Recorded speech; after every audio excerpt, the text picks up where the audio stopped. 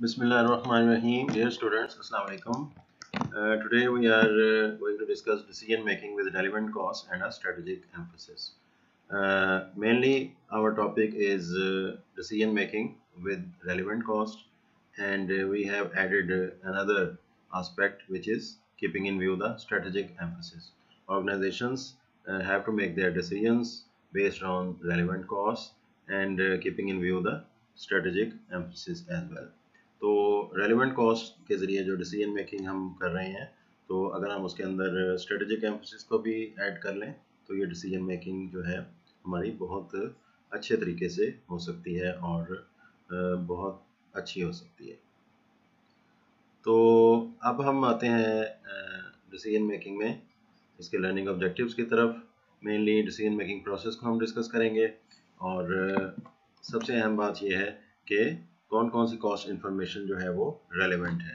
Relevant होने का simple मतलब यही है कि हम कोई भी किसी बारे में डिस्कशन हो रही है, कोई गुफ्तगू हो रही है, तो उसमें ये कहा जाता है कि फ़लाँ फैक्ट, फ़लाँ बात जो है वो तो रेलेवेंट ही नहीं है, तो हमें उस डिसीजन में उसको इस्तेमाल नहीं करना चाहिए। इसी तरह बिजनेस डिसीजंस के अंदर जो है बहुत सारे डिसीजन अभी आएंगे, एग्जांपल मैं अभी नहीं दे रहा, एग्जांपल्स ही आगे आ रही हैं, बहुत सारी एग्जांपल्स आ रही हैं, तो उसके अंदर हम वो इन्फॉर्मेशन यूज़ करेंगे जो कि रेलिवेंट हो। तो use relevant and strategic cost analysis to make special order decisions. तो इसमें अब दो वर्ड्स हमें हासिल हो गए कि जब हम कभी स्ट्रेटेजिक एम्फोसिस उसमें डाल देंगे अपने कॉस्ट में, कॉस्ट के एनालिसिस में, तो that is strategic cost analysis. तो कॉस्ट एनालिसिस क्या होगा? कॉस्ट एनालिसिस ये होगा कि हम उस अपने कॉस्ट को एनालाइज करते हैं मुख्तलिफ हवाले से। इसमें जो है सेपरेटली हम किसी जो है वो लेक्चर में डिस्कस करेंगे। मुख्तसरन ये कि कॉस्ट एनालिसिस से मुराद कि ये कॉस्ट जो है वेरिएबल है, फिक्स्ड है, डायरेक्ट है, इनडायरेक्ट है, रेलेवेंट है, इररेलेवेंट है, वगैरह वगैरह जो है, ये तमाम एस्पेक्ट्स को कवर करना आर कॉल्ड कॉस्ट एनालिसिस। और एक स्पेशल डिसीजन के हवाले से अगर हो तो वो फिर हमारा स्ट्रेटेजिक कॉस्ट एनालिसिस हो जाएगा। फिर एक बहुत अहम डिसीजन आ जाता है मेक, लीज और बाय डिसीजन। पहले हमने बात की कि स्पेशल ऑर्डर डिसीजन, एक ख़ास ऑर्डर रिसीव होता है तो कंपनीज जो हैं उसके ऊपर कैसे रिस्पॉन्ड करती हैं।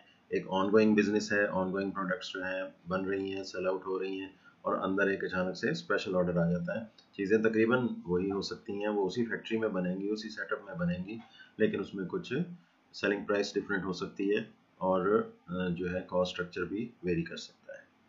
तो relevant and strategic cost analysis in the make, lease और बाय डिसीजन। इसको नॉर्मली मेक और बाय डिसीजन भी कहा जाता है कि whether we have to manufacture ourselves apart और बाय फ्रॉम आउटसाइड।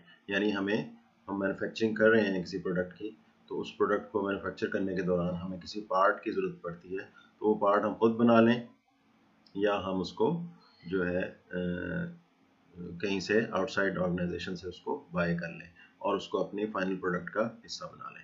तो इसी तरीके से इसी का एक और एस्पेक्ट बन जाता है लीज और बाय। यानी एक मशीनरी हमें चाहिए, फिक्स एसेट चाहिए प्रोडक्शन के लिए, तो हम उसको लीज कर लें या उसको बाय कर लें। तो इस तरह के जो है डिसीजंस जो है हमें जब करना पड़ेंगे, this is called also strategic cost analysis. So this is very important topic in practical business situations. So then comes sell before और after additional processing। एक ख़ास प्रोडक्ट है, वो उसमें मज़ीद प्रोसेसिंग की ज़रूरत पड़ती है और उसके बाद फिर वो प्रोडक्ट जो है एक बेटर प्राइस पे सेल आउट हो सकती है। तो कंपनी ने ये देखना है कि आया इस पर फर्दर प्रोसेसिंग करे या उसी हालत में सेल आउट कर दे। इस तरह से और भी कुछ डिसीजंस हैं जो कि इसमें आएंगे, तो हम इसमें जितने जो है वो हो सकेंगे उसको कवर करेंगे। सबसे पहले जो है इसके अंदर एक डिसीजन मेकिंग प्रोसेस को हम शेयर कर लेते हैं। ये आप अपनी मैनेजमेंट की टेक्स्ट बुक्स में भी देख चुके हैं, तो ये जो है उससे कोई बहुत ज़्यादा डिफरेंट नहीं है। तो this is decision making process from strategic point of view. First step is to So this is decision making process. It is very similar to that of management. And left hand side you can see first step, second step, fourth and fifth. तो इसमें से third step जो है वो right side पे आ गया है, और first second fourth and fifth उसी तरह से ही है जैसे कि आप नॉर्मली मैनेजमेंट टेक्स्ट बुक्स में देखते हैं कि आप इश्यूज को आइडेंटिफाई किया, specify the criteria, identify the alternative actions, फिर फोर्थ पे select and implement the best course of action, और फाइनली जो है इवेलुएट द परफॉर्मेंस। लेकिन अब इसमें से सेकंड से थर्ड में जो है वो हमने एक जो है रेलिवेंट कॉस्ट एनालिसिस जो कि हम इसमें देखने जा रहे हैं, और स्ट्रेटेजिक कॉस्ट एनालिसिस कि हम रेलिवेंट कॉस्ट का पहले से आइडेंटिफाई करें, और फिर उसके बाद जो है वो लॉन्ग टर्म जो है एक ऑर्गेनाइजेशन की सिचुएशन को देखते हुए उस हिसाब से जो है लॉन्ग टर्म इश्यूज को आइडेंटिफाई करना, लॉन्ग टर्म प्रॉब्लम्स को जो है सॉल्व करना, this is called strategic analysis. तो स्ट्रेटेजिक कॉस्ट एनालिसिस उसके अंदर जो है वो कॉस्ट जो इस हवाले से अहम होंगी स्ट्रेटेजिक कॉस्ट एनालिसिस कहलाता है। तो इसके अंदर identify and collect relevant information आ गया, predict future values of the relevant cost and revenues आ गया, और फिर कंसिडर स्ट्रेटेजिक इश्यूज। तो फिर यहाँ से होता हुआ डिसीजन मेकिंग प्रोसेस वापस फोर्थ स्टेप पे आ जाएगा, टू से थर्ड, थर्ड से फोर्थ।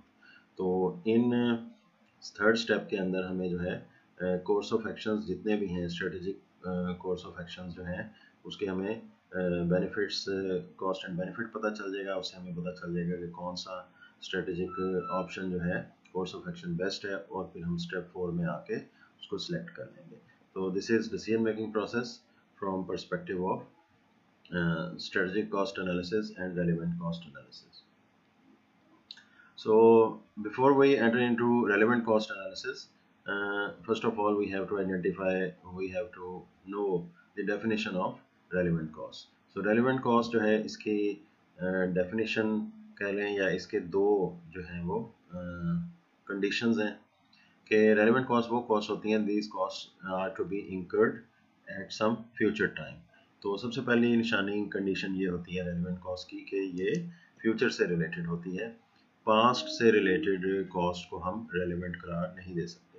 और किसी भी डिसीजन के अंदर अगर कुछ कॉस्ट हैं जो पास्ट की हैं और फ्यूचर की हैं, तो उसमें से जो पास्ट की कॉस्ट हैं वो उस डिसीजन के हवाले से इररेलेवेंट करार पाती हैं, और जो फ्यूचर की कॉस्ट हैं वो रेलेवेंट हो जाती हैं। तो सेकंड इसकी कंडीशन ये है कि the different for each option and alternative available to decision making. तो फर्ज करें कि दो ऑप्शंस अवेलेबल हैं, उसमें दो ऑप्शंस में अभी आगे एग्जांपल भी आएगी, उसमें जो है कुछ कॉस्ट सिमिलर हैं, कुछ डिफरेंट हैं। तो जो डिफरेंट कॉस्ट होंगी दोनों ऑप्शन में वो रेलेवेंट होगी।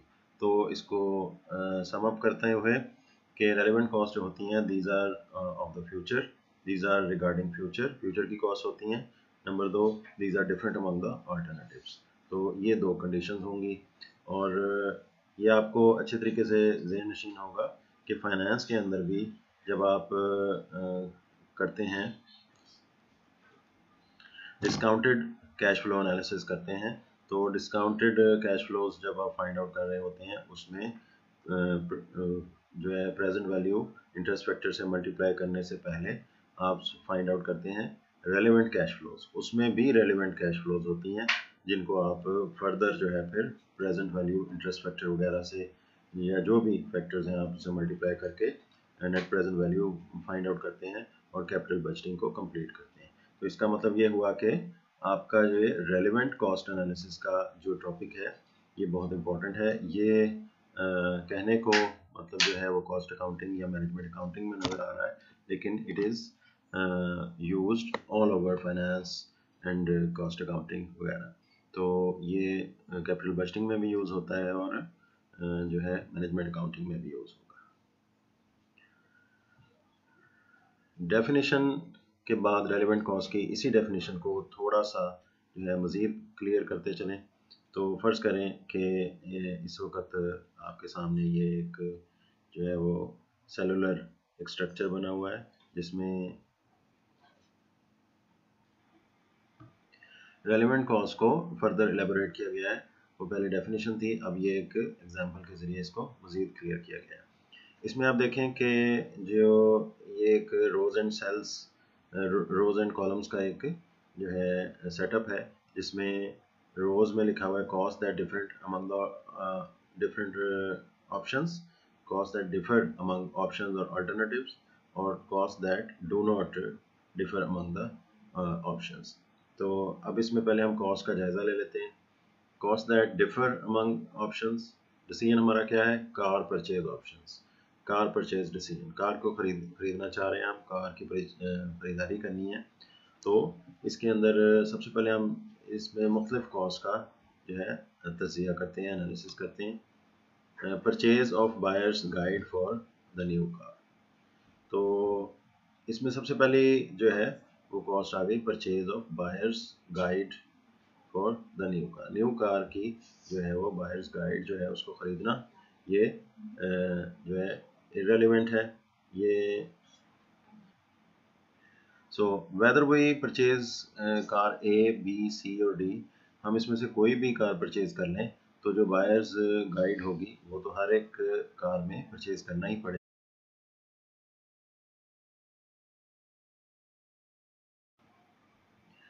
लेकिन इस एग्जांपल में ये जो हमने अभी डिस्कस किया फर्स्ट कॉलम के अंदर कमिटेड और sunk cost, purchase of buyers guide for the new car, तो यहाँ पे इसको एक कॉस्ट करार दिया गया है जो कि पास्ट की जो है कॉस्ट हो चुकी है, माजी में हो चुकी है, तो लिहाजा ये कमिटेड और संक कॉस्ट है।